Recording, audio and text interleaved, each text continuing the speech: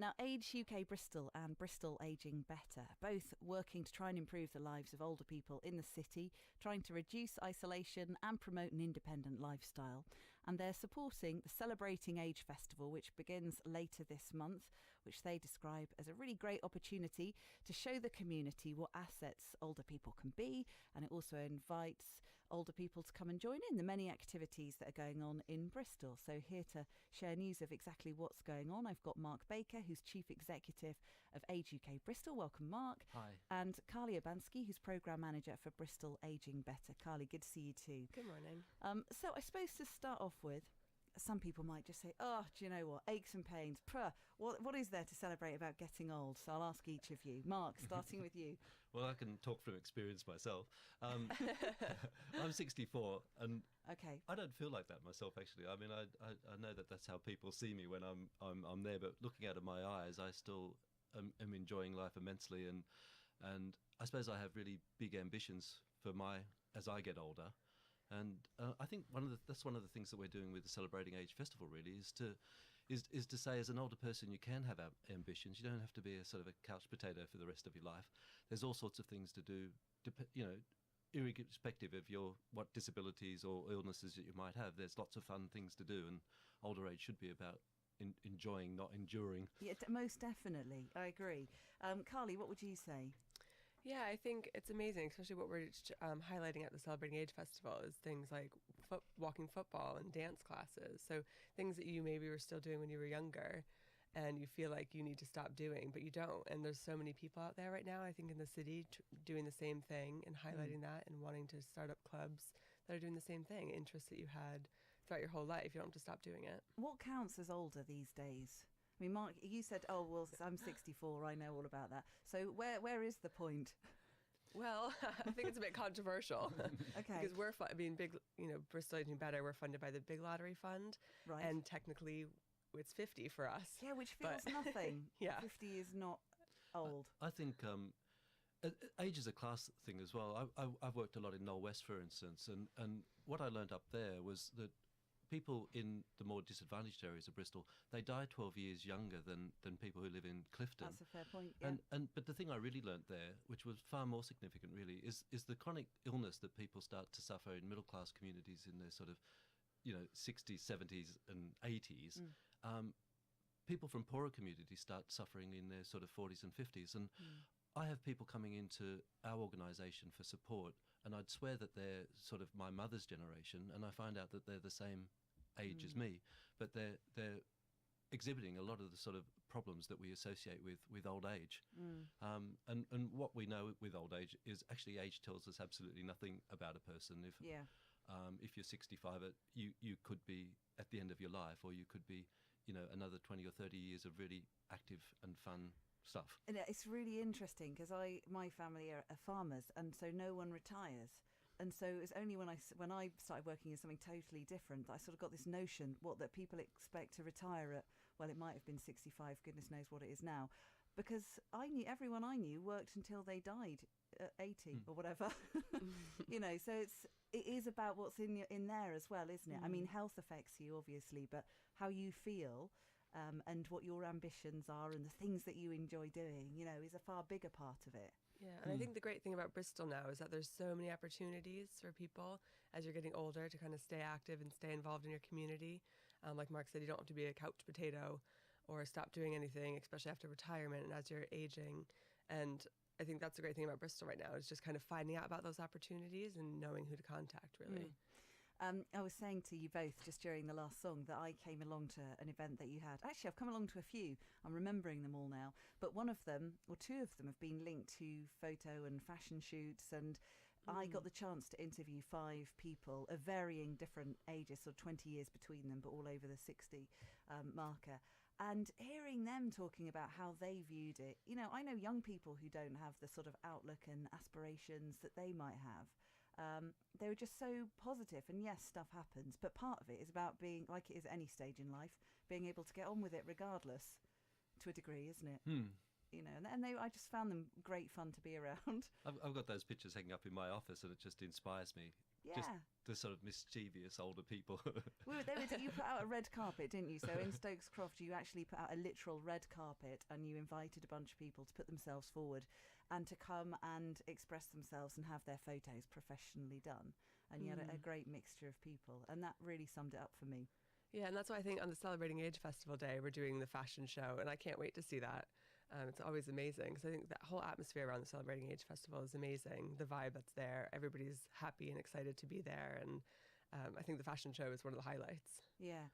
Do you think that generally our sort of cultural perceptions, and again it varies depending on where you are and which culture you feel most strongly connected to, but do you think that there are better images and perceptions of older people now? Do you think we're sort of getting a better picture of what it might be like, Mark? Well, with something like the Celebrating Age Festival, that is what we're trying to do. Yeah. Quite often, though, we're reminded about the older people who do need support and who are struggling. And like at the moment with austerity, then there's a lot of older people who aren't getting the support that they need. And they're the sort of images that we often see of older people. The Celebrating Age Festival is about trying to remind ourselves that the majority of older people are able to live active lives, right up to close to their deaths, and the Celebrating Age Festival is reminding people of that. And it's not just sort of like armchair exercises. Last year we had older people abseiling down the wall of the M Shed, and they were all over 65, and the oldest was about 86. And my 22-year-old son, who's really active sports person, he went, "Well, I'm not doing that." And we had sort of rowing going on in the harbour there. There's it's about when you're old, I think it's about taking risks as well. We're all going to die sometime, and we don't have to sort of mothball ourselves up really. But this year's festival, its theme is about an age-friendly city.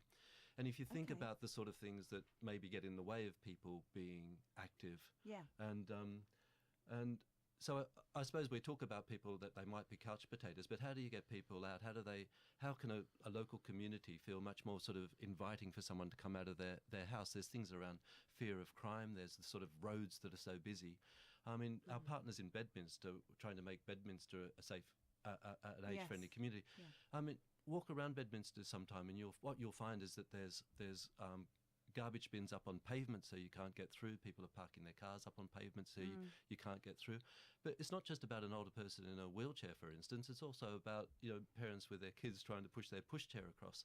The set of lights that turn green with the green man for a few seconds and then start blinking. If you don't set off straight away, the cars are there ready to go.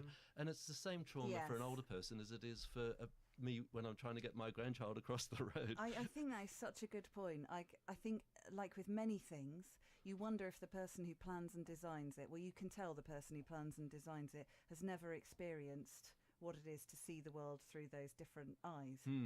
So they haven't set it up in a way that works for the widest range of people. That's very true. And I think there are more initiatives now, and I think people are starting to take notice of that, and that's something that we're really cautious of and aware of at Bristol Aging Better. We're going to be trying to apply to the World Health Organization to make Bristol an age-friendly city and a part of their global network. And it's been amazing working on that, because we're kind of working across all areas, so transportation and outdoor spaces, so the pavements and all the sidewalk spaces. And it's really nice because I think we have people kind of coming to us offering what they can do across the city. And we are calling out to have more people kind of say what they can do, whether it is just maybe on the bin day on your street, moving the bins so that people with buggies can get by and people with wheelchairs, to larger initiatives and projects that we're working on with First Bus and the council. Yeah, it's amazing, in just that few minutes, all the different things that you've just mentioned, very small but very significant things, possibly that become the biggest things in someone's day-to-day, and their barriers. In their local area, If I ride my bike to work every day, and I hardly ever catch a bus because I tend to walk or ride my bike. But sometimes I do. And I was injured once, and I got on a bus, and I was in sort of quite a bit of pain. And suddenly I realised, people out there listening, you must have had this experience where the bus suddenly takes off really quickly. You haven't actually sat down properly. And they don't just sort of, when I'm driving my car, then if I've got a passenger in the car, I always try to show how clever I am by slowing down really. Nobody gets bumped around and stuff. as soon as a bus wants to pull up, it starts putting its brakes on. So my journey was like being thrown backwards and forwards, and every time I was in pain. That's one of the things we're working with First Bus on. You know, a bus trip doesn't have to be like that. And we're developing these cards so you can show a driver that sort of says, you know, can you sort of wait until I sit down, for instance, before you start the bus. And it also reminds the driver that there's an older person that doesn't want to be thrown around. But again, it's exactly the same way for parents and their children, trying to get your kids very much seated so. on the bus, get your Put the brake pushchair on sorted before out. they put the accelerator on. Yeah. I think that's so true. You're going to add something, Carly. Oh, no, I think First Bus is definitely on board with that. They've had these cards for a while, and we're just helping them to promote them and get them around the city to older people who definitely want them. Yeah. Well, importantly, so we've given it the big, these are all the good things, and it's great to hear about some of the wider initiatives that will happen beyond the festival itself. But when and where is stuff happening, and how can people find out? And especially, I know Brenda in Knoll, good morning, has just messaged to say, you know, can you say where information is? Is there a booklet, especially for people who aren't online? Well, so there isn't a booklet this year, but there is a phone number you can call if you want more information. If libraries, and in Knoll, there's, I think the library is shut down as a library, but there's still community access points there, and also in Knoll West. But there's a brochure for the Celebrating Age Festival that are in all sorts of places, doctors' surgeries, libraries, and that's where people could see.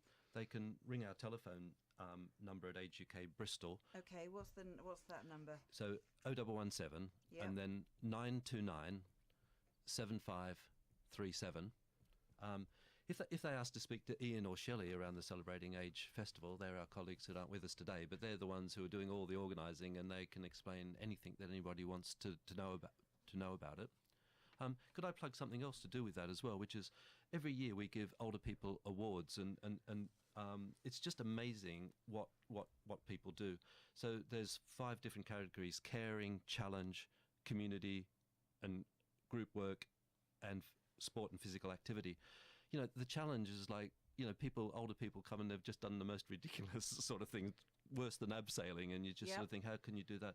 With the caring, it's about, you know, people, the unsung heroes, if you like, the people, you know, people wouldn't necessarily class themselves as volunteers, but they are what we think volunteers do. They're heroes, helping, but they're helping other people. And if you've got anyone you want to nominate for any of those categories, sport, caring, challenge, their work in the community, or a group that's doing a fantastic job, then again, ring that number, and it's open to nominate people to the end of this coming week. Okay, and Carly? Just lastly, I think the day is going to be amazing if anybody wants to come along.